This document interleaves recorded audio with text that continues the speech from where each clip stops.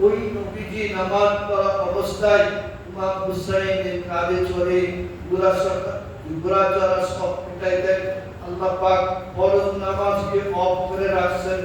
যতক্ষণ ইমাম হুসাইন সেজদা থেকে মাথা থেকে গাঁট মুবারক থেকে স্কন্ধ মুবারক থেকে ইচ্ছাকৃতভাবে নিজে না নামে ততক্ষণ পর্যন্ত উনি মাথা তোলার জন্য আল্লাহ নিষেধ করেছেন। সুবহানাল্লাহ।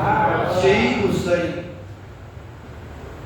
আজকে কারবালার মুরাদের দিনে যে শাহাদাত বরণ করবেন, মা ফাতেমা জান্নাতের রমণীদের যিনি সর্দার হবেন, সে খাতুনে জান্নাত মা ফাতেমা তুজহারা রাদিয়াল্লাহু তাআলা। যেই মা ফাতেমা তুজহারা রাদিয়াল্লাহু তাআলা নবীজি 7 দিন অনাহারে আর ওনারা 3 দিন অনাহারে, সংক্ষিপ্ত কাহিনী বলতেছি। মা ফাতেমার পায়ে গেলেন 7 দিন আগে তাদের খোঁজ খবর নেওয়ার জন্য। গিয়ে দেখেন মা ফাতেমা তুজহারা এবং হাসান হুসাইন সবাই আছে। মা ফাতেমা তুজহারা নামাজ পড়ে বসে বসে, হাসান হুসাইন শুয়ে আছে। আলী নামাজ পড়ে কোনো রকম শারীরিক এত দুর্বলতা এসে গেছে। জিজ্ঞেস করলেন, তোমাদের এত দুর্বলতা কেন, এত অসুস্থ মনে হচ্ছে কেন? বললেন, আব্বা জান আমরা 3 দিন যাবত না খেয়ে রোজা রেখেছি। সুবহানাল্লাহ বলেন। সুবহানাল্লাহ।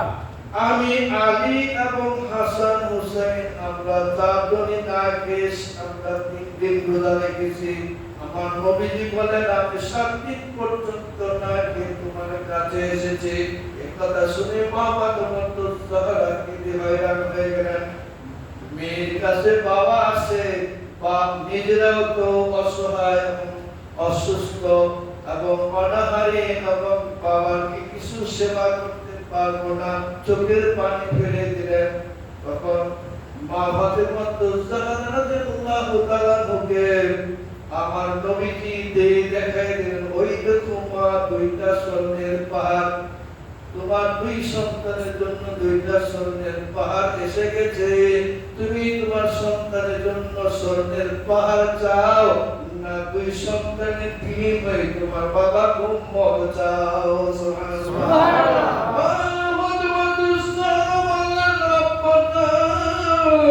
আমরা 3 দিন অনাহারে আছি, আপনি 7 দিন অনাহারে হয়ে আমার কাছে প্রশ্ন করলেন, আপনি স্বর্ণের পাহাড় চাই নাকি বাবার উম্মত চাই? আমরা অনাহারে আছি, আর প্রয়োজনে আমরা অনেক দিন পর্যন্ত যতদিন পৃথিবীতে বেঁচে থাকি আহার যদি আমাদের পাইয়ে না জুটে, কিন্তু আমরা আহারের জন্য পাহাড় বিহারের জন্য আরাম আয়েশের জন্য বিলাসিতার জন্য আমি আল্লাহর কাছে কিছু চাই না, কিন্তু আমি আল্লাহর কাছে চাই আমার এই 2 সন্তানের বিনিময়ে হলো আপনার গুনাহগার উম্মতের নাজাত এবং মুক্তির ব্যবস্থা যেন হয়ে যায়। সুবহানাল্লাহ।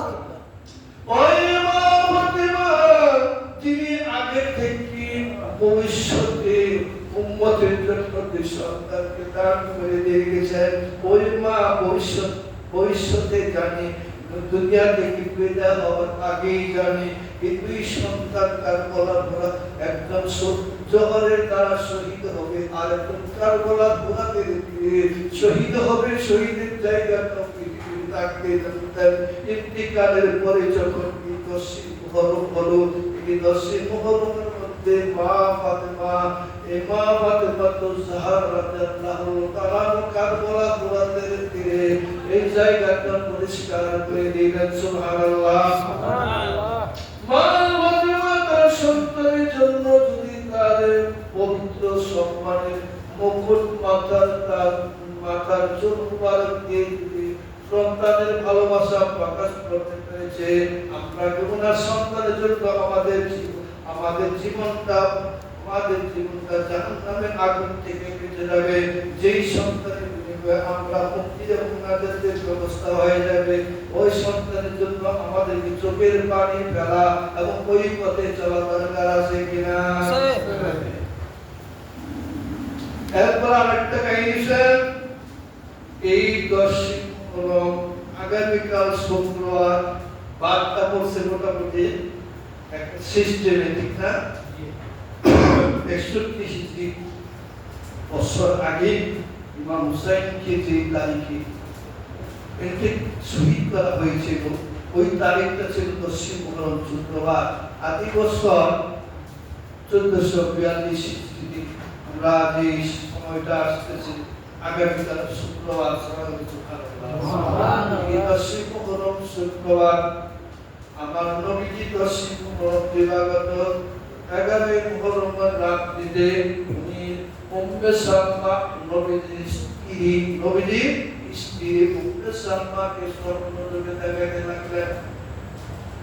বলতেন উম্মে সালমা দেখলেন হুজুর রওজা শরীফের মধ্যে চোখের পানি ফেলতেছে আর ওনার চোখটা পানি দিয়ে আসছে এবং দাড়ি মুবারকের মধ্যে মাটি লেগে আছে, কাদা লেগে আছে, রক্ত লেগে আছে।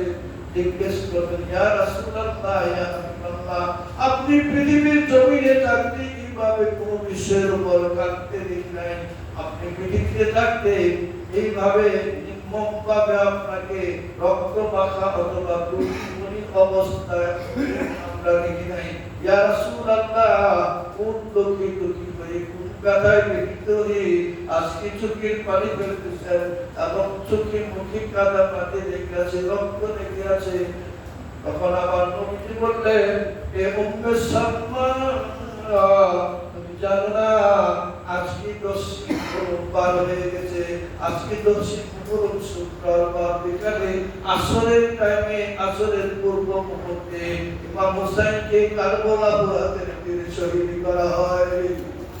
আমি নবী মুহাম্মদ রাসূলুল্লাহ সাল্লাল্লাহু আলাইহি ওয়াসাল্লাম আমার ইমাম হুসাইনকে এই শহীদ দেখার জন্য তাকে সবর এবং ধৈর্য ধারণের জন্য, ইমাম শহীদ হুসাইন যদি শহীদ না হয় আমার উম্মতের মুক্তির ফয়সালা হবে না। ইমাম হুসাইন যদি তলোয়ার হাতে নেই, তলোয়ার যদি হাত থেকে না রাখে গোটা বিশ্ব সে জয় করে ফেলবে, কিন্তু হাতে তলোয়ার নামাবার কোনো ব্যবস্থা হবে না। আর এই মুহূর্তে আমি হুসাইনের সামনে গিয়েছিলাম, হুসাইন আমাকে দেখে তলোয়ার ছেড়ে দিয়েছে। হুসাইন মওলা আলী মুশকিল কুসাকে দেখে তলোয়ার ছেড়েছে। হুসাইনের তলোয়ারের দিকে তাকে মা বাবার মতো সাহারা বলতেছে, এ হুসাইন, কারবালা বুরাতের পানি আর পান করার দরকার নাই, তুমি চলে আসো, দক্ষিণ মা তোমার জন্য জান্নাতের পেয়ালা হাতে করে রেখেছে। সুবহানাল্লাহ। এই ইমাম হুসাইন কারবালা বুরাতের দিকে উনি উঠে গেলেন, হাতের পঞ্জরের পানি রেখে দিলেন, বুরাতের টিনে নেমেছিলেন, একটু পানি পান করতে পারলে বাকি সবগুলি বেঈমানের দলকে আমি তোমার আঘাতে শেষ করে দিব। উনি পানিতে নেমে উনি তখন দেখলেন যে পানির মধ্যে আমার পরিবারের শহীদ, পরিবারের অনেক শহীদ হয়েছে পানির জন্য। আলিয়াসগর শহীদ হয়ে গেছেন পানির জন্য। শিশু আলু আসগরের বুকে তীর থেকে শহীদ হয়েছে। আমি কি করে পানি পান করবো? এমনি ভাবে দেখতেছে মা ফাতেমা জান্নাত থেকে ডাকছে, মাওলা আলী মুশকিল কুসাওয়াল্লাহ থেকে ডাকছে, আমার দয়াল নবী জান্নাত থেকে রওজা শরীফ থেকে ডাকছেন। তখন ইমাম হুসাইন পানি ছেড়ে দিয়ে ইচ্ছাকৃতভাবে কারবালা বুরাতের পাড়ে উঠলেন। এমন সময় সীমা বুঝতে পারলো নরম হয়ে আছে, তার দেহে আর কোনো ক্ষমতা নাই, সে যুদ্ধ করতে পারবে না। তখন সে তাকে ধরে ফেলছে এবং বলছে, এখন তুমি দুইটা কথা, একটা তুমি আমার কাছে এজিদের শর্ত মেনে নাও, এজিদের পক্ষে মেনে নাও, আমার সাথে হাত দাও, তো তুমি আপোষ করো, তোমাকে হত্যা করা হবে না, আর যদি আপোষ না করো তাহলে তোমাকে শহীদ করা হবে। তখন ইমাম হুসাইন বললেন, হে সীমার, আমি আপোষ করব না, আমি শহীদ হয়ে যাব, আমি হাত দিব না, আমি কল্লা দেব, কারণ আমি যদি আজকে হাত দিই আমার জীবন বাঁচানোর জন্য আমার নানাজানের উম্মতরা বুঝতে পারবে এবং সারা পৃথিবীতে প্রমাণিত হয়ে যাবে এটি সঠিক পথে চলে যাওয়ার কারণে ইমাম হুসাইন আপোষ করে বেড়েছে। তখন মানুষ আর মুসলমান থাকবে না, হিন্দু খ্রিস্টানে না রূপান্তরিত হয়ে যাবে। তাই আমি আমার নানাজানের উম্মতকে শিক্ষা দেওয়ার জন্য যে আমি অনেক এজিদের ইসলামিক কার্যকলাপের জন্য, সুন্নত বিরোধী কার্যকলাপের জন্য এবং অনিসলাম আদর্শের জন্য, এদের আদর্শকে প্রতিবাদ করার জন্য আমি কারবালা ভোরাতে আমি শহীদ হয়ে গেলাম, কিন্তু আর নেই নাই। তখন ইমাম হুসাইন রাদিয়াল্লাহু তাআলাকে শহীদ করার জন্য চেষ্টা করতেছেন। বললেন, রাখো, আমাকে 2 রাকাত নামাজ পড়ার সুযোগ দাও, যেহেতু আজকে আমি জুমার নামাজ পড়তে পারি নাই। সুবহানাল্লাহ। আমাকে 2 রাকাত নামাজ পড়ার সুযোগ দাও।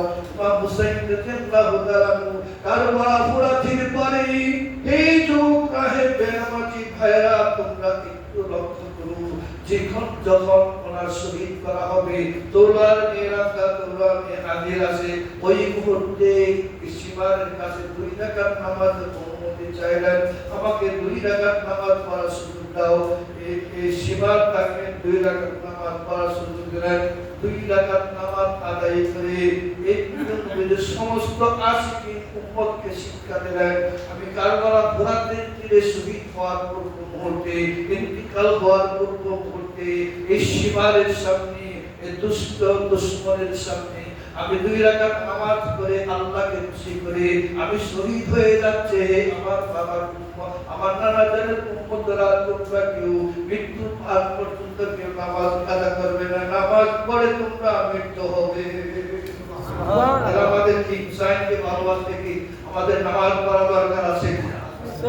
বলেন, নামাজ পড়া দরকার আছে কিনা? যার মধ্যে নামাজ নাই, তার মধ্যে পীরের ভালোবাসা নাই, তার মধ্যে রাসূলের ভালোবাসা নাই, তার মধ্যে আল্লাহর ভালোবাসা নাই। কারণ কি? নামাজের মধ্যে আল্লাহর ভালোবাসা, রাসূলের ভালোবাসা এবং পীর মুর্শিদের ভালোবাসা সবই আছে। সুবহানাল্লাহ। এরপরে ইমাম হুসাইন রাদিয়াল্লাহু তাআলা শাহাদাত বরণ করবেন। এর আগে একটা কাহিনী বাকি রয়ে গেছে। ইমাম হুসাইন রাদিয়াল্লাহু তাআলা সকালবেলা 10ই মুহররম সকালবেলায়, কথাগুলো মনে রাখবেন, 10ই মুহররম সকালবেলায় যখন যুদ্ধের ময়দানে নামবেন, জয়নুল আবদিন বলতেছেন, বাবা যান, আপনি যুদ্ধের ময়দানে যাবেন না, আমি যুবক ছেলে, আমি যুদ্ধের মাঠে যাই, আমি যুদ্ধ করে আমি যখন থাকবো না তখন আপনি যুদ্ধ করবেন। তখন হুসাইন রাদিয়াল্লাহু তাআলা বললেন, হে আমার বাদশা জয়নুল আবদিন, জেনে রাখো, আজকে আমার শহীদের দিন, আমাকে শহীদ হতে হবে এবং শহীদের জন্য নির্ধারিত সব কিছু প্রমাণ হয়ে গেছে। আমাকে সারা তাদের থামবে না, আমার রক্ত সারা তাদের ঠান্ডা হবে না, কুকুরের দল আমার রক্ত দিয়ে ঠান্ডা হবে, আগে তারা থামবে না। তখন বললেন, না, আমার নানা জানের দিন থাকবে না। জয়নুল আবদিন, তুমি যদি কারবালা ফুরাতের তীরে শহীদ হয়ে যাও, আমার নানা জানের বংশ অথবা আমার বংশ পৃথিবীতে আর থাকবে না। সুতরাং তোমাকে শহীদ হওয়া লাগবে না, আমি শহীদ হই। তবে আমার একটা জিনিস, আমার নানা জানের আমানত বেলায়েত, কি বেলায়েত, যে বেলায়েত আমি মাওলানা মুশকিল কুসা আমার বাবার থেকে আমি প্রাপ্ত হয়ে গেছিলাম, এই বেলায়েতের সেই সার্টিফিকেট, সেই মূল আমানত আমি তোমার মুখে রেখে দিয়েছি। সুবহানাল্লাহ। তখন মাওলানা মুশকিল কুসার সেই দেওয়া আমানতটা বেলায়েত, বেলায়েতের বেলায়েত তিনি তার সিনা থেকে জয়নুল আবদিনের সিনায় রেখে গেলেন। সুবহানাল্লাহ। তাহলে পীর মুর্শিদ জিনিসটা এটা নতুন কিছু না, এই যে কঠিন একটা মুসিবতের সময়, ওই মুসিবতের সময় কি হুসাইন রাদিয়াল্লাহু তাআলা তার বাবা পীর মুর্শিদ মাওলানা মুশকিল কুসার আদর্শে উনি ভুলেন নাই। ওনার সে আমানত রেখে গেলেন জয়নুল আবদিন সিনার মধ্যে। সুবহানাল্লাহ। আর সেটার মধ্যে জয়নুল আবদিনের সিনার মধ্যে, তাই আজকে যারা হুসাইনকে ভালোবাসে তাদের পীর মুর্শিদ বিশ্বাস করতে হবে এবং পীর মুর্শিদের পথে চলতে হবে। সেখানে কোনো আপোষ নাই, সেখানে কোনো আপোষ নাই। পীর মুর্শিদের পথে কোনো আপোষ না। পীর মুর্শিদ যেভাবে বলছে ওই যেভাবে জীবন করতে হবে। এর আগে একটা কথা বলি, তখন বুঝবেন আপনারা কি করেন আমরা কি করি। যখন ইমাম হুসাইন রাদিয়াল্লাহু তাআলা কে এলোমেলো করে জায়গায় এটা বুঝাই গেছে এই লেখ করে আপনাদের শিক্ষা। যখন ইমাম হুসাইন মদিনায় ছিলেন এজিদের বিভিন্ন প্রকার শৃঙ্খলা, বিভিন্ন প্রকার চাপ এবং জুলুম সৃষ্টি হইতেছে, এজিদের হাতে হুসাইন তাদের পয়া থেকে তার কষ্টটা স্বীকার করে হুসাইন স্বীকার করতেছে না, পরে এই জুলুমের মাত্রা বেড়ে গেছে। এমনকি আগামীকাল যদি মদিনায় থাকে তখন ইমাম হুসাইনের সব পরিবারের সবাইকে হত্যা করবে। এই চাপের মুখে ইমাম হুসাইন রাদিয়াল্লাহু তাআলা সব পরিবারে মদিনা থেকে মক্কার দিকে হিজরত করে। সুবহানাল্লাহ। আমার নবী মক্কা থেকে মদিনায় হিজরত করেছিলেন, আর আমার নবী মদিনার বাদশা হইয়া লক্ষ লক্ষ কোটি কোটি উম্মতের পাগল বানায়া, আর আজকে সেই মদিনার মধ্যে থেকে আমার প্রিয় নবীকে হিজরত শহীদ করতে হয় মক্কার দিকে। মক্কার দিকে যাত্রা করার এই মধ্যে একটা ছোট্ট একটা গজল আছে, গজল আমার সাথে খুব বান্ধব। আখিরি সালাম ওহে নানা আপনার হোসেন দায় কারবালার ময়দান। আখিরি সালাম ওহে নানা আপনার হোসেন দায় কারবালার ময়দান। কারবালারি মাঠে গিয়ে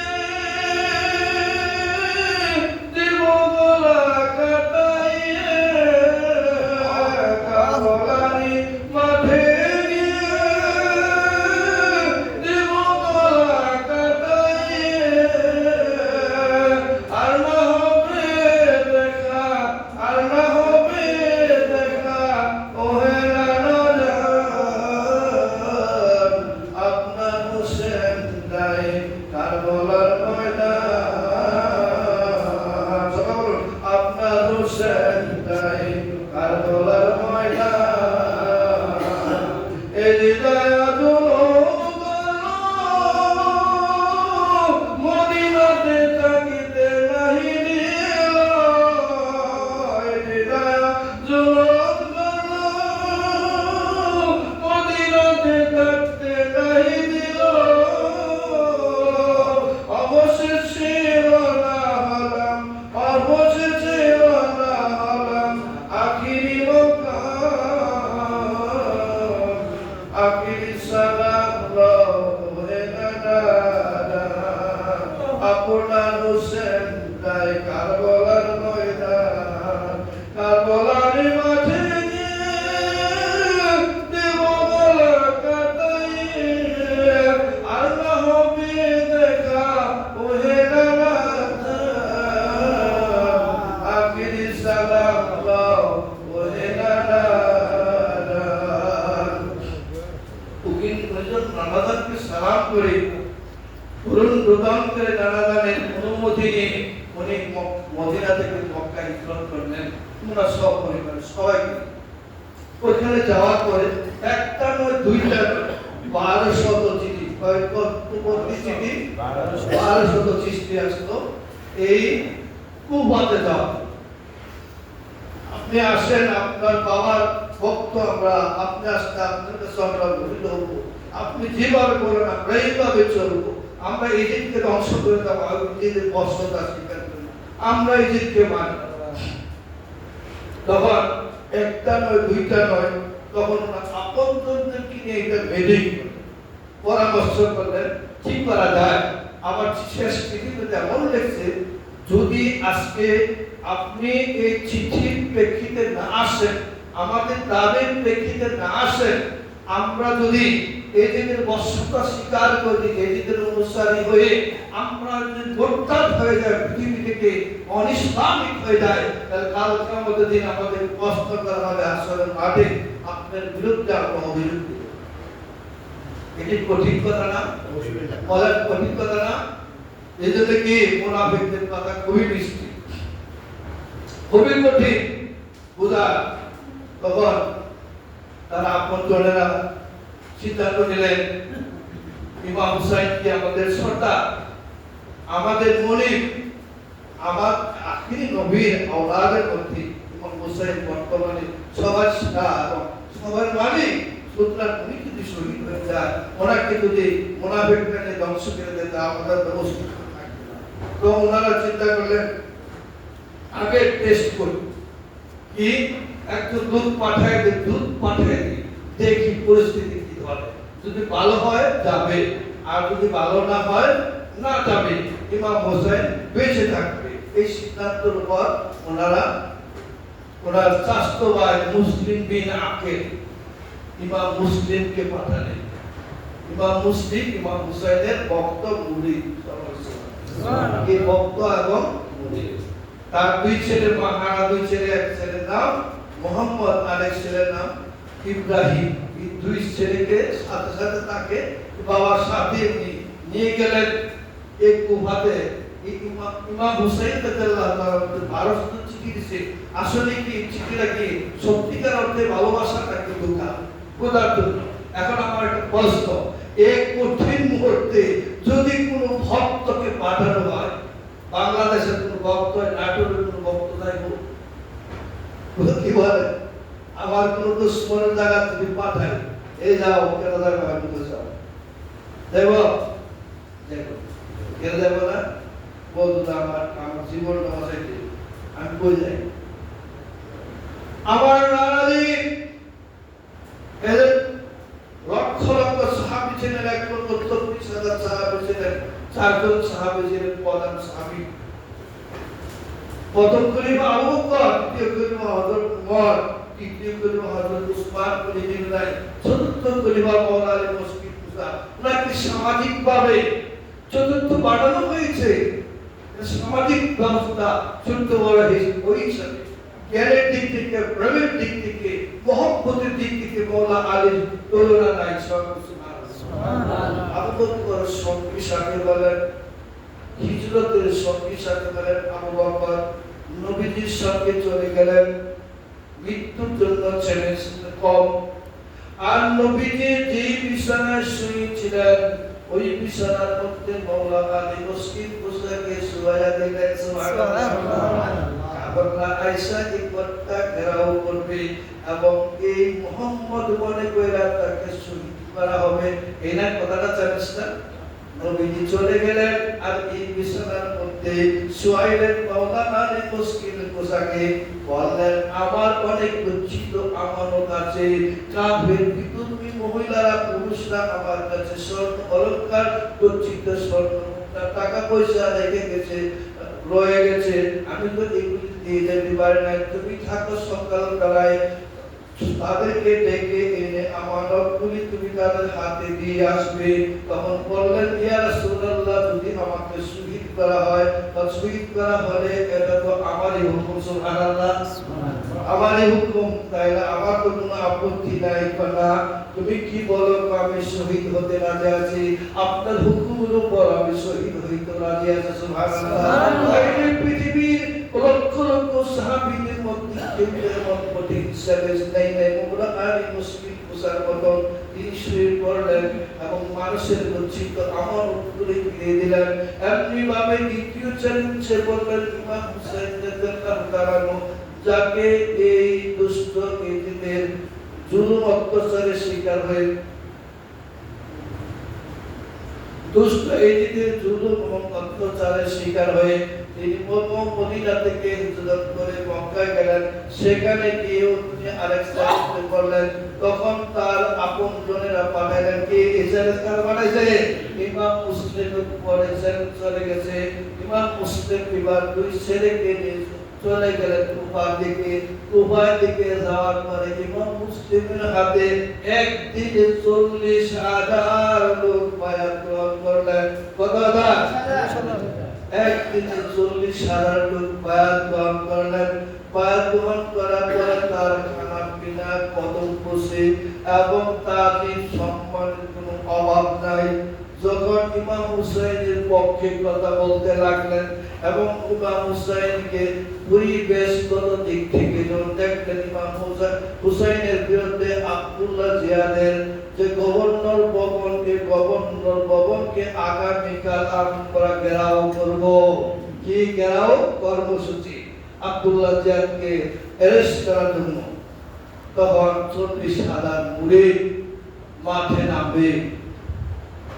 40,000 মুরিদ মাঠে নামছে ঠিকই, তখন গভর্নর হাউসে গেছে, হুমকি দামকি দিছে, তখন আব্দুল্লাহ জিয়াদের হুমকি দামকির মুখে 40,000 মুরিদ সন্ধ্যা পর্যন্ত আস্তে আস্তে পিছাইতে যখন মাগরিবের আযান দিল, ইমাম মুসলিম দেখলেন আর কোনো উপায় নাই, পিছনে কোনো লোক নাই, একটা লোক নাই, কে তার পিছনে একটা লোক নাই, দুইটা ছেলেই শুধু আছে।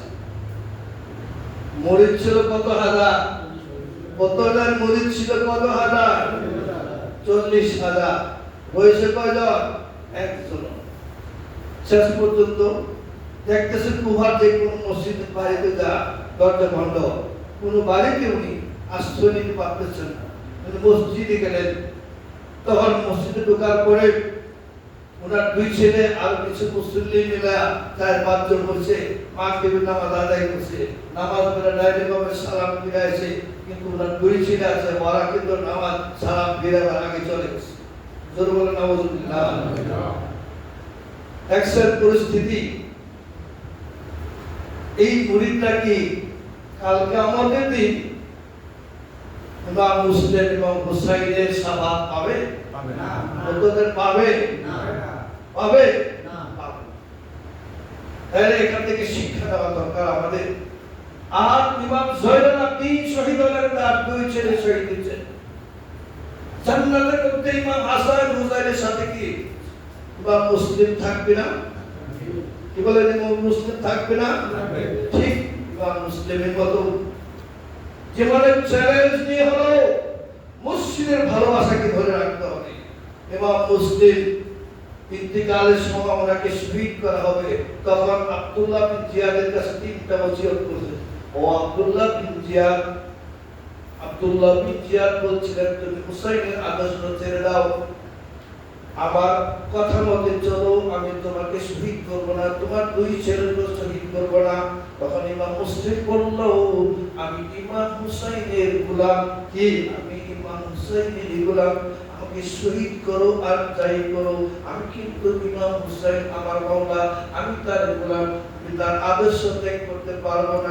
তোমার তো তাহলে অবশ্যই তোমাকে শহীদ হতে হবে। তাহলে আমাকে শহীদ হতে হলে 3টা শর্ত, কি আমার কাছে কিছু লোক আসার পরে কিছু লোকের কাছ থেকে ঋণ দোষে দোকান বাকি গাইছি, এমন ধরনের কিছু পাওনাদার আছে, আমার তলোয়ারটা বিক্রি করে পাওনাদারদের ঋণটা পরিশোধ করে দেবে, 1 নম্বর। 2 নম্বর, আমার কল্লাটা যখন কেটে ফেলা হবে, এই কল্লাটা নিয়ে যাবে গভর্নরের কাছে, উহার গভর্নরের কাছে আমার গলাটা নিয়ে যাবে, আমার দেহটা পড়ে থাকবে, আমার দেহটাকে সম্মানের সহিত দাফন কাফন করে কবরে দেবে। 3 নম্বর, ইমাম হুসাইন যদি এই দেশে আসে, ইমাম হুসাইনকে যে ভালো হোক কষ্ট করে হলো একটা চিঠি দিবে, সে যেন কুবার দিকে না আসে, কুবাতে আসলে তাকে হত্যা করা হবে এবং সেখানে একটা যুদ্ধ হবে, অশান্তি হবে। ইমাম মাওলা হুসাইন রাদিয়াল্লাহু তাআলা যেন কুবাতে না আসে। ইমাম হুসাইন পাঠাইছিলেন কুবার খবর পাঠানোর জন্য, কিন্তু পাঠার ব্যবস্থা নাই, এখানে আসা মাত্র উনি বিপদে পড়ে গেলেন, উনি শহীদ হয়ে গেলেন, আর কোনো খবর পাইলেন না। তাই তিনি ইমাম হুসাইন কারবালার দিকে আসতে হয়। সুবহানাল্লাহ বলেন। তাহলে এখানে আমরা কতটা জিনিস পেয়েছি। ইমাম হুসাইন রাদিয়াল্লাহু তাআলা জীবনের শেষ মুহূর্তে তার আমানত হযরত জয়নুল আবদিনের সিরায় লিখে গেলেন। সুবহানাল্লাহ। এটা কি বোঝা? আপনি আপনার প্রিয় মুর্শিদের কাছ থেকে যে আমানত পেয়েছেন, আপনি যদি লাভ করতে পারেন, এই আমানতটা পৃথিবীর আত্মার কাছে জমা দিয়ে যাবেন। যাকে যুদ্ধ মনে করেন, এটা দেওয়া কি আর ইমাম হুসাইনের আদর্শ। আরেকটা কি ইমাম হুসাইনের আদর্শের উপর জীবনকে চ্যালেঞ্জ করে শহীদ হয়ে যাবেন যেন কি ইমাম জয়নুল আবদিন ইমাম মুসলিম উপাধি গেলেন এবং তার দুই ছেলে সহ শহীদ হয়ে গেলেন। এইভাবে মৃত্যু শেষ পর্যন্ত চ্যালেঞ্জ করতে পারবেন, তাহলে কি আমার কাছে পাশা ইউতিহি আজরান আজিমা, আপনি মহা পুরস্কার পাবেন। কোরআনের কথা কি পুরস্কার? আপনি জান্নাতুল ফেরদাউস লাভ করবেন। আপনি পৃথিবী থাকতে পৃথিবীর আপনি আল্লাহ প্রদত্ত রাসূল প্রদত্ত সমস্ত নিয়ামতের ভাগী হবেন এবং আপনি পরকালে ঈমানের সহিত মৃত্যুবরণ করবেন। আপনার কবরে হাসরের মিজানে পৌঁছাতে প্রত্যেকটা জায়গা নবীজির শাফাতের দ্বারা পার হয়ে যাবেন এবং আপনাকে জান্নাতুল ফেরদাউস দান করা হবে। আমি এই ফাঁকে কিন্তু দুই চারটা কথা বলি, পর হয়তো কেউ নাও থাকতে পারেন। কারণ কি না, জয়নুল আবদিনের পাশে কেউ থাকে নাই, মুসলিমের পাশে কেউ থাকে নাই, কাহিনী আছে কইলা আপনারা হয়তো প্রয়োজনে যাইতে পারেন, আমার ভুলে যাবে তা না, হয়তো প্রয়োজনে যাইতে পারে। যাও এর আগে কই এই যে খানকা শরীফটা, এটা কি আপনাদের জন্য না? এগুলো আপনাদের জন্য না? আপনারা কি করছেন? জায়া করছেন, এটা কি সওয়াব হবে না? নেকি হবে না? আল্লাহর কোরআনুল কারীমের মধ্যে বলছে নু মাআস সাদিকিন, নু মাআস সাদিকিন, তোমরা আউলিয়াদের দরবারে বসো। কার দরবারে বসতেন? আউলিয়াদের দরবারে। এই খানকা শরীফ আউলিয়ার দরবার। কি দরবার? আউলিয়ার দরবার। আমার বাবা আব্দুল রহিম চিশতি রাদিয়াল্লাহু তাআলা উনি একজন আউলিয়া ছিলেন। কোন ভুল আছে? কোন সন্দেহ আছে? মানে আমরা তো আউলিয়ার কাহিনী অনেক কিছু পড়েছি, অনেক কিছু দেখেছি জীবনে, কিন্তু আমার বাবার কথা আমি নিজে চোখে, আমার ভাইয়েরা নিজে চোখে যা দেখেছি, এইটা শুনলেই তো এটা আমার শোনা না, আমার এলাকার বহু লোক আছে মুগ্ধ কহাব যারাকে আমরা নবীর দুশ্মন মনে করি, তারা পর্যন্ত আমার বাবার এই আদর্শের উপর সাক্ষী। ওনারা বলছে কি জীবনে কোনো মিথ্যে কথা বলে না, উনি কারো কাছ থেকে দিন গ্রহণ করেন নাই, উনি কারো কাছে হাওলাত করেন নাই, উনি গুরু ছাগল বেড়া বকরি পার্সেন্ট মানুষের নষ্ট করবেন। কেমন লোক ছিলেন? ওনাকে ইন্তেকালের পরে 3 দিন 3 রাত রাখা হয়েছে দূর দূরান্তের কিংবা সেখানে ডাক্তার না গেলে জানাজার সুবিধার জন্য। এই 3 দিন 3 রাত পাখা দিয়ে বাতাস করা হয়েছে, শরীর থেকে ঘাম বের হয়েছে, ঘামের সাথে সুগ্রাম বের হয়েছে। শরীর যেমন ছিল আমরা 3-5 বছর দিয়েছি তেমনই কোনো পরিবর্তন নাই। শরীরে মোটা হয় না, চিকন হয় না, নরম হয় না, দুর্গন্ধ হয় না। সুবহানাল্লাহ। কলিজার তাতে শব্দ আছে। মানুষ বইরা গেলে যেসব পাপের মানুষ বইরা না, বলতে কি ঠান্ডা না গামে? উত্তরটা ঠান্ডা না গামে? ঠান্ডা না গামে করতে। আমি সংক্ষিপ্তভাবে এই কাহিনীটা বললাম। আজ পর্যন্ত এই রহিম চিশতি নামের উপর যেটাকে কঠিন কায়ে মনোবাক্যে কোন কিছু মান্যত করছে গেছে, বিপদে বইটা তা আজ পর্যন্ত আমার বাবার নাম কেউ মান্যত করে কেউ কোনদিন বিফলে যায় নাই। সব বলে সুবহানাল্লাহ। এমন একজন ওলি খান খাজা,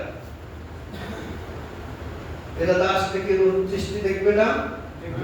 কোরআনের তাওয়াজ্জু, রহিম চিশতির কোরআনের তাওয়াজ্জু কয়েকজন আশা করেন, বলেন দরকার আছে? বলেন দরকার আছে? এরপর আপনারা অধীন সদুকে আমার কাছে বায়াত গ্রহণ করছেন।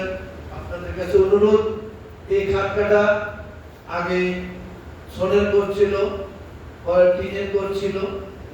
টিনের ঘরটা বোধহয় বারান্দার যে জায়গাটা এইটুকু হবে, এমন ছোট্ট ছিল, ঠিক না?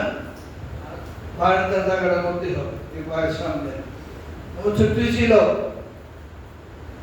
আপনাদের সহযোগিতায় এবং অনেক সম্পদশালীদের সহযোগিতায়, বাড়িওয়ালার সহযোগিতায়, সম্মিলিত সহযোগিতায় আমরা চেষ্টা করে আল্লাহর ওলির এখান থেকে বর্তমানে সুন্দর রূপ দিয়েছে। এই ঘরের এই যে সুন্দর করে টাইলস লাগাইছি, এর দিকে হাসান ভাই নেতৃত্বে 2 লক্ষ টাকা 2.5 লক্ষ টাকা টাইলস লাগানো হয়েছে। টাইলস না লাগাইছে বলে কি সৌন্দর্য আর বাড়ছে না? কি বলেন, বাড়ছে না?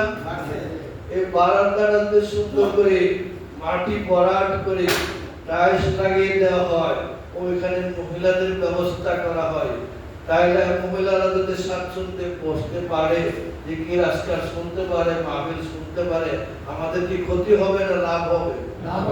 আমাদের মহিলারাও কি এই দিনী তালিম গ্রহণ করতে পারে, তারা আমাদের কাজ আরো আগে আছে। এইটুকু কাজের মধ্যে যদি আমরা কি করে কেউ না আসি, এই ঘরে সুন্দর কি থাকবে? কি বলেন, এই ঘরে সুন্দর থাকবে? আপনারা কিন্তু বঞ্চিত হয়ে যাবেন। বর্তমান যে পৃথিবীতে আসছি আমরা, যে কঠিন লগ্নে আমরা আছি, এই কঠিন মুহূর্তে ইমানে কবর দেওয়া বড়ই কঠিন। আল্লাহ রাসূল বলেছেন অনেকটা জামানা আসবে যখন মানুষ ইমানকে বাঁচানোর জন্য পাহাড়ে ধরে এবং গুহায় আশ্রয় নিবে, জঙ্গলে আশ্রয় নিবে, তার ইমান বাঁচানো বড়ই কঠিন হয়ে যাবে। এমন এক সময় আসবে, সকালে ইমানদার বিকালে কাফের, বিকালে ইমানদার সকালে কাফের, সেকেন্ডে মিথ্যা কথা বলে, সেকেন্ডে মানুষের উপর জুলুম অত্যাচার করে। আরে আমরা তো চিনলাম না কি জিনিস। আল্লাহর পরে কি আছে বলেন তো? কি আছে? আল্লাহর পরে মানুষ। আল্লাহর পরে কি আছে? মানুষ। নজরুল ইসলাম বলছেন সবার উপরে মানুষ। কি? সবার উপরে মানুষ, তার উপরে নাই। তার উপরে কি অন্য কোনো জাতি নাই। মানুষের উপর কেডা আছে? আল্লাহ। কি আছে? আল্লাহ। নবী আছে, আল্লাহ আছে, কিন্তু আর আল্লাহ তাআলা বলেন কি খালকুসালিয়া আউলিয়া সিরসুল আর-রসুল আলা আমানা নবী। এই সৃষ্টির মধ্যে শ্রেষ্ঠ হইলেন আউলিয়া পীর মুর্শিদ। খলকসে আউলিয়া আউলিয়া সিরসুল সমস্ত আউলিয়া পীর মুর্শিদের উপরে হইলেন নবী রাসূল। আর সমগ্র নবী রাসূলের সন্তান হইলেন আপনার নবী, আমার নবী মুহাম্মদ রাসূলুল্লাহ সাল্লাল্লাহু আলাইহি ওয়াসাল্লাম। তাহলে কি আমাদের কি যারা নাকি সৃষ্টির মধ্যে সেরা, তাদের দরবারে আসা আমাদের দরকার আছে কিনা? তাদের গ্রুপে থাকা, তাদের সান্নিধ্যে থাকা আমাদের দরকার আছে কিনা? এখন আমি একটা কথা বলি, শুনেন, সুন্দর মাইন্ড করেন না, আল্লাহর রাস্তা মাইন্ড করেন না। আমি কোন দলের না। কিছু লোক আছে আওয়ামী লীগ যখন ক্ষমতা থাকে, আওয়ামী লীগের নেতাদের আশ্রয় জীবন বাঁচানোর চেষ্টা করে। আছে না? কি বলেন, আছে না? বর্তমানে বিএনপি সরকার ক্ষমতা আছে, আবার কিছু লোক আছে তাদের আশ্রয়ে গিয়া জীবন বাঁচানোর চেষ্টা করে। এর কারণ কি? এর কারণ কি? তারা পৃথিবীর মানুষের আশ্রয় চায়। তারা পৃথিবীর সাধারণ মানুষ যারা দুনিয়ার পূজা করে তাদের আশ্রয় চায়, যার কারণে তাদের কাছে আল্লাহর কোন আশ্রয় তাদের কাছে নাই। আমরা আশ্রয় নিব কার কাছে? মানুষের কাছে না আল্লাহর কাছে? বলেন, আমরা আশ্রয় চাইব কার কাছে? আমরা আশ্রয় চাইব কার কাছে? নবীর কাছে। আমরা আশ্রয় নিব আউলিয়াদের কাছে। আমরা আউলিয়াদের আশ্রয় চিন্তা করে যাবে নাকি? হ্যাঁ, তাহলে আমরা অল্প সময় শেষ করে দিচ্ছি। আমরা আল্লাহর আউলিয়াদের আশ্রয় ছিন্ন করে, নবী রাসূলের আশ্রয় ছিন্ন করে, মানুষের আশ্রয় পিছনে ঘোরার কারণে আমাদের আশ্রয় নাই। আমরা কিন্তু দিশেহারা হয়ে গেছি। কোথায় যাব? আল্লাহর রাস্তায় আপনাদের কাছে আমরা একটা অনুরোধ, মরণের সময় কবরে গেলে জিগাইব তোমার স্পিকার আছে, তোমার কারে ভোট দিছ, কবরে জিগাইব জিগাইব না, বরঞ্চ যখন বলবে পাল্টা ফুটকা তোমার প্রভুকে আপনি করছেন কি এমপির পিছনে, মন্ত্রীর পিছনে, বিভিন্ন প্রকার লোকের পিছনে করছেন, আল্লাহর খবর আপনি করেছিল না, আপনি তো তখন আল্লাহকে বলতে পারবেন না, তখন বলবেন না আপনি আমি জানি না আমার দিনটা তুমি কোন দিন করতা, তুমি কোন দিনে ছিলা, কোন ধর্মে ছিলা, তুমি কি হিন্দু ছিলা, মুসলমান ছিলা না, বৌদ্ধ ছিলা না, খ্রিস্টান ছিলা, আপনি যদি ইসলাম পালন করে গেলেন, আপনার মধ্যে যদি ইসলামের আদর্শ থাকলে আপনি বলতে পারবেন ঠিক ইসলাম, আপনি ইসলাম আমার ধর্ম।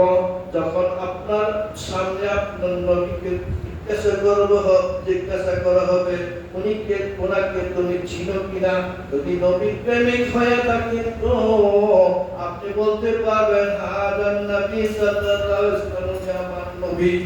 এই তিনটা প্রশ্নের জবাব কি কবরে দেওয়া দরকার আছে কিনা? আছে। বলে দেওয়া দরকার আছে কিনা? আছে। আপনি দেখবেন আমি বিএনপি পার্টি করতাম, আমি আওয়ামী লীগ করতাম, আমি জাতীয় পার্টি করতাম, উঠিব হ্যাঁ? আমার নেতা মন্ত্রী ছিল, আমার নেতা এমন এমপি ছিল, আমার নেতা এমন চেয়ারম্যান ছিল, জানে পারবো? উত্তরটা জানে পারবো? আমি আপনাদের কঠিন ভাষায় কথা বলছি, আমি কিন্তু বিএনপির শত্রু না, আমি আওয়ামী লীগের শত্রু না, এদেশে সকল মানুষ আমার প্রিয়, আমি সকল মানুষকে আমার কাছে চাই, তাকে তার কাছে আমার ইসলামের বাণী পৌঁছানোর জন্য আপনাদের অনুরোধ করছি। যেই যে পার্টি করেন আমি নিষেধ করবো না, নিষেধ করলে আমার বিপদ হতে পারে, আর একটা জাতীয় অধিকার সেটাকে নিষেধ দেওয়ার কোনো কায়দা কৌশল নাই। সুতরাং আপনাদেরকে অনুরোধ করবো যেই যে পার্টি করেন কবরের পার্টি ঠিক রাখা দরকার আছে কি? কি কবরের পার্টি ঠিক রাখা দরকার আছে কিনা? পীর মসজিদ ঠিক রাখা দরকার আছে কিনা? পীর ভাই ঠিক রাখা দরকার আছে কিনা? এই পর্যন্ত আমি ক্ষমা করব। এরপর যদি কেউ আমার পরিবার পীর ভাইদের প্রতি কারো অত্যাচার জুলুম চলে, দুনিয়াবি কোনো কারণে ব্যক্তির স্বার্থে, আমি আপনাদেরকে দোয়া করে দেবো তার প্রকাশ্যে যাতে বিচার, তার যাতে প্রকাশ্যে বিচার হয়। আমরা সবাই তরিকত প্রতীক, একই তরিকার লোক, একই সিলসিলার লোক, আমরা পীর ভাই মোহাম্মত করে চলব। কি বলেন? পার্টি যে যায় করে সমস্যা নাই, যে রাজনৈতিক দল করে করুক, ভোট দেখ, পার্টি করুক, তাই বলে দল এবং পার্টি অনুপ্রাণিত হয়ে মানুষকে পীর ভাইকে জুলুম করবে, নেগলেক্ট করবে, ঘৃণা করবে, অহংকার করবে, এটা কি কোন মানবিক আদর্শ হতে পারে? মানবিক আদর্শ না। আর যারা সত্যিকার রাজনীতি করে, আদর্শের রাজনীতি করে, তারা কোনদিন কোন মানুষের উপর অত্যাচার করে না, এমনকি তারা মানব সেবার জন্য পার্টি করে, মানুষের সেবার জন্য গেছে, তারা মানুষের সেবা করে। তাহলে আপনি কেন আপনি এক পার্টি করেন, আপনার পীর ভাইয়ের প্রতি জুলুম করে আর মানুষের উপর জুলুম করে, তরিকার পথে আসেন কি জন্য? মানুষের সেবা করার জন্য, মানুষের সেবা করার জন্য। আল্লাহ বলছেন আল্লাহকে পাইতে হলে কি আগে মানুষকে ভালোবাসতে হবে, আল্লাহকে ভালোবাসার আগে মানুষকে ভালোবাসতে হবে। শেষ কথা এটাই। আপনারা কি আমার সাথে ওয়াদা করেন এই অলির খানকার, এই অলির আসর কি আপনারা ধরে রাখতে রাজি আছেন? সবাই হাত তুলেন। সবাই রাজি আছি?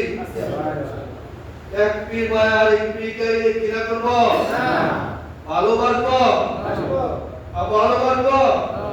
ভালোবাসবো, জুলুম করব, অত্যাচার করব, ঘৃণা করব, ভালোবাসবো। খানকা শরীফে প্রতি সপ্তাহে আসবো, রাজি আছেন ইনশাআল্লাহ? ইনশাআল্লাহ। আল্লাহর ওলির আদর্শকে, এই তরিকাকে আমরা নিজেরা আমল করব, মানুষের কাছে প্রচার করব। সবাই রাজি আছেন ইনশাআল্লাহ? আল্লাহ সবার হাতকে কবুল আর মঞ্জুর করে। সবাই বলুন আমিন। সবাই বলুন আমিন। আরে এমন একটা আস্থান, এমন একটা খানকা, যে খানকাটা আসলে বসলে এই খানকার সাজেশন মতে, আউলিয়াদের সাজেশন মতে আপনি যদি আমল করেন, আপনি কবর আউলিয়া হয়ে যাবেন। কি হয়ে যাবেন? আউলিয়া হয়ে যাবেন। আর এই আদর্শ হারায় যদি আপনি মানুষের অত্যাচার দূর করেন নেতা হইয়া, তাহলে আপনি তো জান্নাতের আশা করতেই পারেন না, আর জান্নাতের গন্ধের আশা করতে পারেন। সুতরাং আমি সবাইকে অনুরোধ করছি, কোন পীর ভাইকে কোন পীর ভাই জুলুম করবেন না, অত্যাচার করবেন। কালকের মধ্যে দিন রোজে হাসরের ময়দানে সংক্ষিপ্তভাবে বাইরে বলতেছি, আল্লাহ বলবেন, হে ইমানদাররা, তোমরা তোমাদের নেতাকে নিয়ে রাসূলের কাছে আসো। তার কাছে? রাসূলের কাছে। তখন তারা রুহুল চিশতির মুরিদ, তারা রুহুল চিশতিকে নিয়ে যাবে। যারা আব্দুল গফুর চিশতির মুরিদ, তারা আব্দুল গফুর চিশতিকে নিয়ে যাবে।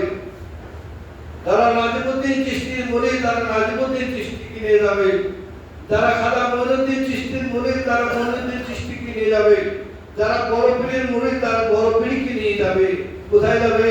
আল্লাহ রাসূলের দরবারে। সুবহানাল্লাহ। তবে সমস্ত পীর ভাই একসাথে যাবে।